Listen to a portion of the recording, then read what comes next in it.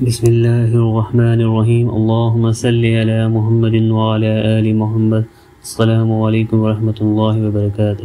9 محرم کا دن غروب ہو گیا اور 10 محرم کی رات شروع ہو گئی۔ امام حسین علیہ السلام نے غازی عباس علیہ السلام کی طرف دیکھا۔ مولا حسین علیہ السلام نے عباس سے فرمایا کہ جتنے غلام ہیں سب غلاموں کو اکٹھا کرو۔ جب سارے غلام اکٹھے ہو گئے تو مولا حسین علیہ السلام نے فرمایا عباس یہ چراغ بجھا دو۔ غازی عباس نے فرمایا مولا جیسے آپ کا حکم۔ غازی عباس علیہ السلام نے چراغ کو بجھا دیا۔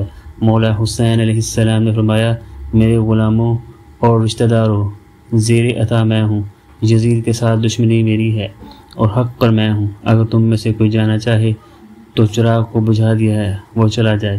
تھوڑی دیر کے بعد امام حسین علیہ السلام نے غازی عباس سے فرمایا چراغ کو جلا دو۔ غازی عباس علیہ السلام نے چراغ کو جلا دیا۔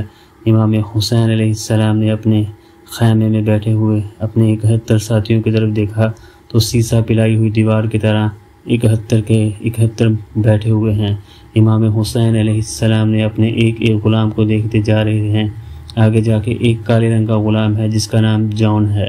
مولا حسین علیہ السلام نے غور سے اس کالے غلام جون کو دیکھا اور کہا جو ازل کے وقت معاہدہ کیا تھا اس میں اس کا نام نہیں اور یہ یہاں کیوں بیٹھا ہے؟ مولا حسین علیہ السلام نے غازی عباس سے فرمایا ایک دفعہ پھر چراغ کو بجھا دو۔ غازی عباس علیہ السلام نے چراغ کو بجھا دیا۔ مولا حسین علیہ السلام نے فرمایا کہ میں نے پہلے بھی آپ سے کہا تھا کہ جو جانا چاہتا ہے چلا جائے۔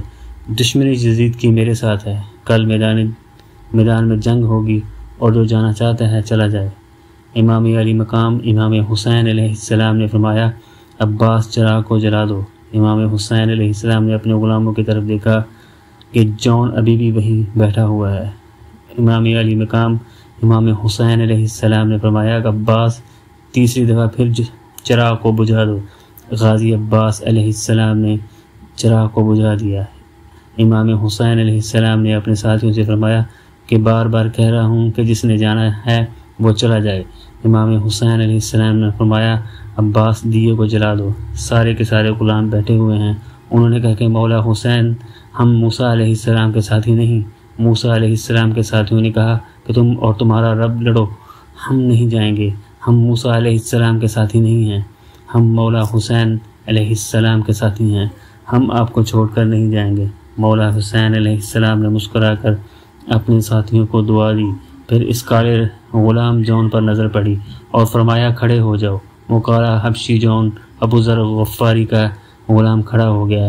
امام علی مقام امام حسین علیہ السلام نے جون سے فرمایا بات سنو، تم ایسے بے موت نہ مارے جاؤ، تم یہاں سے چلے جاؤ۔ بس سننے کی دیر تھی کہ مولا حسین سے بحث نہ کی اور چل پڑا۔ جب خیمے کے دروازے کے پاس پہنچا اور رکا، جون کا ایک قدم خیمے سے باہر ہے اور ایک قدم اندر، اور پیچھے مڑ کر دیکھا اور کہا زہرا کے لال میں سمجھ گیا ہوں کہ آپ مجھے کیوں نکال رہے ہیں۔ میں رنگ کا کالا ہوں اور قوم کا حبشی ہوں اور میرے پسینے سے بدبو آتی ہے۔ آپ نے کل کربلا کو معلی بنانا ہے، آپ یہ نہیں چاہتے کہ آپ کے پاک خون میں میرا کمتر خون ملے۔ سننے کی دیر تھی۔ امام علی مقام امام حسین علیہ السلام نے فرمایا رک جاؤ۔